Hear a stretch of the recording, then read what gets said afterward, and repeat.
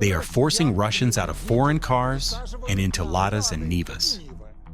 A total piece of junk. It rots instantly, rotten from the inside. The Kremlin is making foreign cars unreachable by hiking taxes hundreds of times over. That is the utilization fee increase. The increase isn't just big, it's massive. There is no alternative left. They are forcing us to buy Russian cars. Except those Russian cars are also getting more expensive by the day. Guys, look at that price. This thing's falling apart. It's just embarrassing. And when asked whether Russia can now produce normal cars, Avtovaz replies, You could, but what's the point? how did these words become both a symbol and a diagnosis of the Russian auto industry? And why did they spark outrage across the country? How many people have already taken to the streets? And will the Kremlin really squeeze more money out of citizens through these schemes? Watch in the special report, From Car Keys to Missiles, how Putin uses utilization fees to fuel the war. Anger. They took our cars away. Outrage.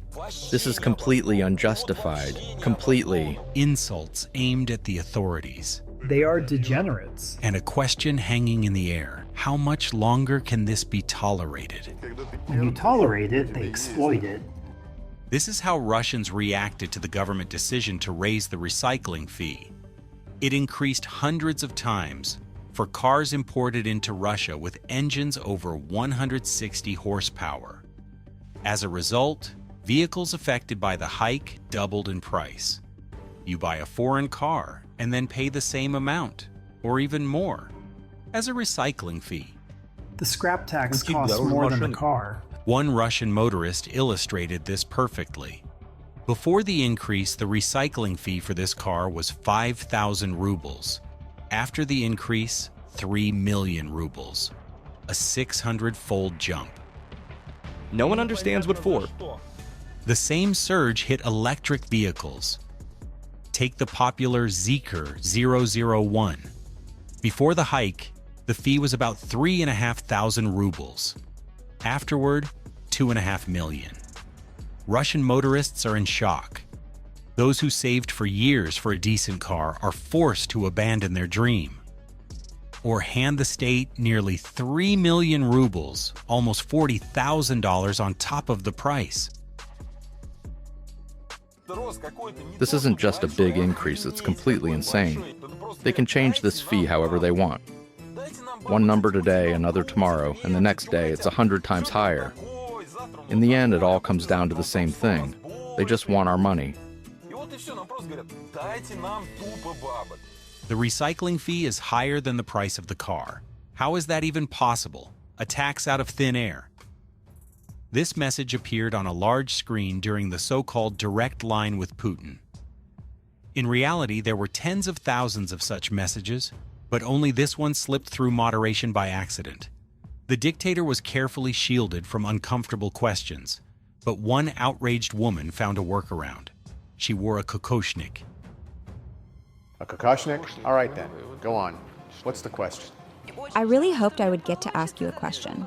Please tell us what will happen to cars next. Will we be forced to switch to domestic production? Because the recycling fee was raised. I personally saved for 5 years to buy a car. On December 1st, I came to the dealership and foreign cars were gone. They became insanely expensive. Now I will have to save another 5 or 6 years. So what am I supposed to buy? A Moskvich? The woman asks sarcastically. Putin's answer clearly disappointed her. In essence, he told her yes, buy whatever is assembled here in Russia. If not a Moskvich, then a Lada, but not a modern foreign car. You asked that directly. You said it's become too expensive and whether people should buy a domestic car. It would be strange for me to say, go buy a foreign one. Those who can afford to pay double can still buy foreign cars. The recycling fee is the Kremlin's way of plugging budget holes. This is linked to the finance ministry trying to get additional revenue. Putin goes on to claim the fee only affects expensive cars, saying vehicles with engines over 160 horsepower are rare. That's simply not true. Even Russia's own agency Autostat shows that cars over 160 horsepower make up 68% of new car sales. Well over half. And every one of them has doubled in price. But prices also rose for other cars, including those under 160 horsepower. Even cars imported long ago that are not subject to the recycling fee increased in price. Not twofold, but by 30 to 40%.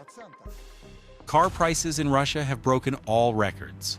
That is no surprise. These are market laws. That doesn't mean you raise the utilization fee for cars over 160 horsepower and leave everything else untouched. No, that's not how it works. Prices for cars under 160 horsepower will rise too, because demand for them will increase. Buy a car while you still can. Many are taking out loans. Russians rush to buy cars under 160 horsepower before the recycling fee is raised for them too. People fear time is running out. Make no mistake, they'll keep lowering the threshold. First to 150, then to 130, then to 100, then to 80, and so on. In the end, everything will be restricted, and you'll be forced to buy cars at outrageously high prices. Our neighbors are already laughing at us. In Kazakhstan and Uzbekistan, cars are $500,000 to $1 million cheaper than here. The Russian car market has been in a buying frenzy for months now. Back in the fall, when people learned about plans to raise the utilization fee for cars with engines over 160 horsepower, those who could afford a decent car rushed to buy. They wanted to make it in before December 1st, the day the increase took effect. The rush was so intense and demand rose so sharply that sellers, of course, raised prices. It would have been hard to resist when people were willing to do anything just to buy a car as fast as possible. Cars had already become so expensive that even Nabiulina started complaining. She said this was fueling inflation nationwide. In recent months, additional pressure on inflation came from rising demand for cars ahead of the recycling fee increase. Anyone who didn't make it in time will be driving a Lada. Russian authorities plan to gradually make all foreign cars as expensive as possible and out of reach for most people. This is how they intend to force buyers into cars made in Russia. Force them. Because nothing else has worked. Russians simply do not want domestic cars. Lada is advertised everywhere, but the only thing that really goes viral are parodies of those ads. Lada, управляй нёй. And Putin promotes it himself. He gets behind the wheel and praises the car. A nice little car. The head of Avtovaz, Maxim Sokolov, does the same in front of cameras. But what was supposed to be advertising turns into embarrassment.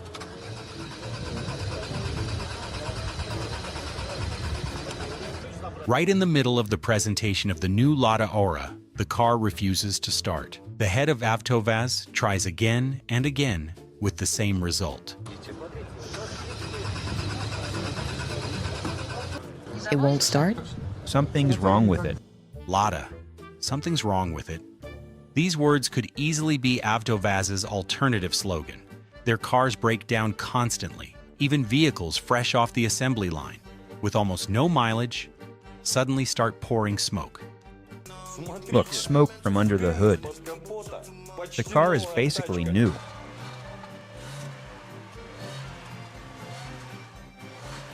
It stinks like hell.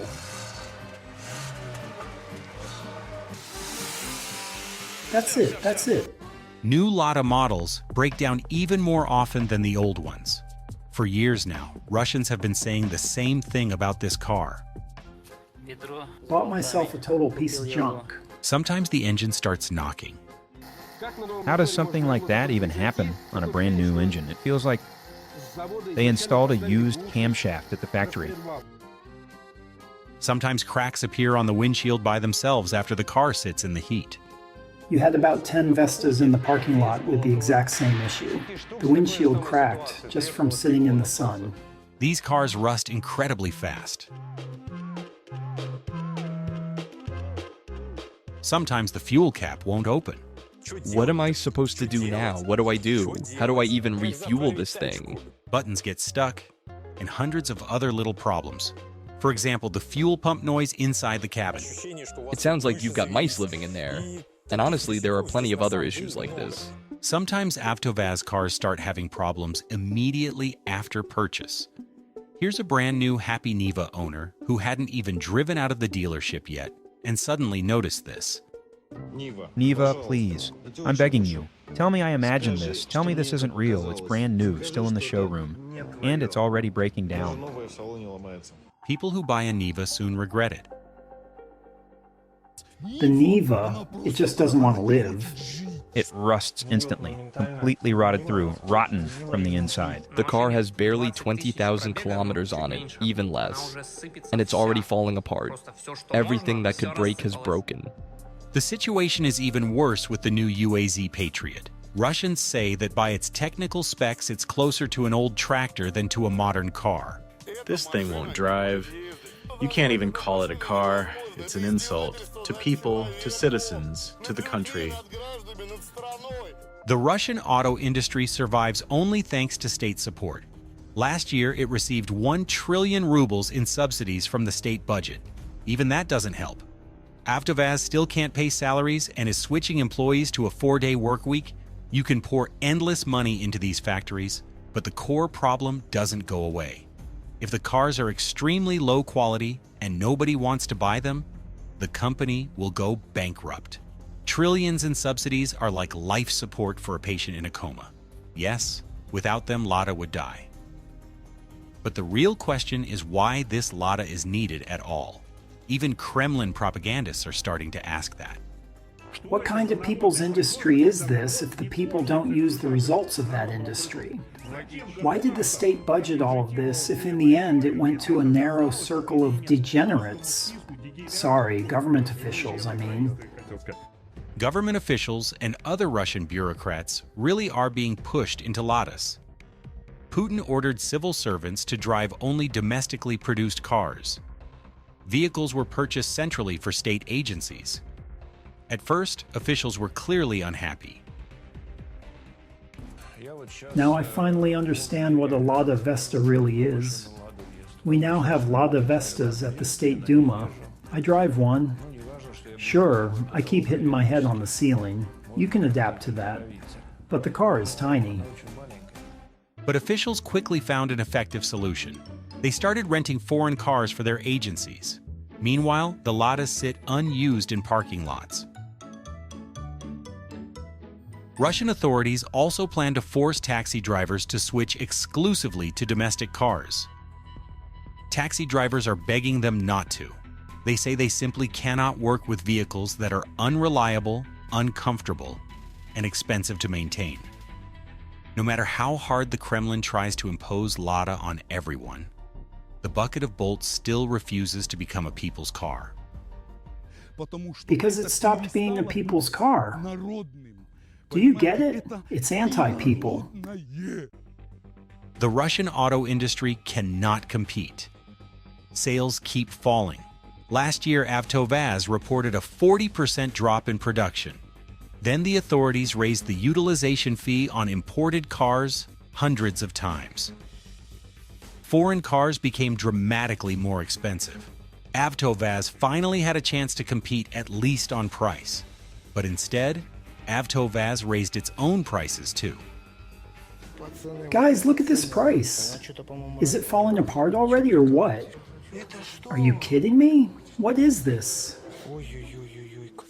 This is just embarrassing.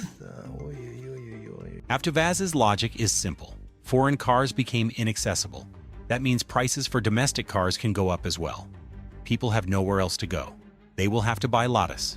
And those who cannot afford even a new Lada will keep driving old ones, long known among Russians as coffins on wheels. The utilization fee and the overall surge in car prices have infuriated Russians. But the real explosion of anger came after an interview with Avtovaz project director Oleg Grunenkov. He was asked whether it was now possible to make a better quality car. Could you make something like a BMW 5 Series? We could, but what's the point? And indeed, why bother if foreign cars are being systematically pushed out of the Russian market? Why aim for their level of quality? You can keep churning out cars that Russians themselves call a total piece of junk. Still, Russians technically have a choice. They can buy a foreign car with an engine under 160 horsepower. These models have not yet been hit with the punitive utilization fee. Most people will do the math and understand what makes sense to buy. No one is going to buy Avtovaz. People aren't stupid. We're not buying this local junk. We just won't. We'll stick with foreign cars anyway. There is another option. Even for those who want a car with more than 160 horsepower, but refuse to pay the massive utilization fee. China is stepping in and already has a working scheme. Our Chinese friends figured it out. They took some of the most popular models sold in Russia with engines over 180 horsepower. Then they tweaked the software at the factory and lowered the output from 180 or 170 down to 150 horsepower. That means these cars can be imported without paying the massive fee. And once the buyer gets the car in Russia, they can visit a dealer and restore the engine power for a relatively small price. So now they'll charge us $40,000 to $50,000 for boosting engine power. And they'll even throw in an extra warranty on top. The rapid spread of these schemes is only a matter of time. But for now, the utilization fee hike has enraged Russians. In Vladivostok and Novosibirsk, people took to the streets.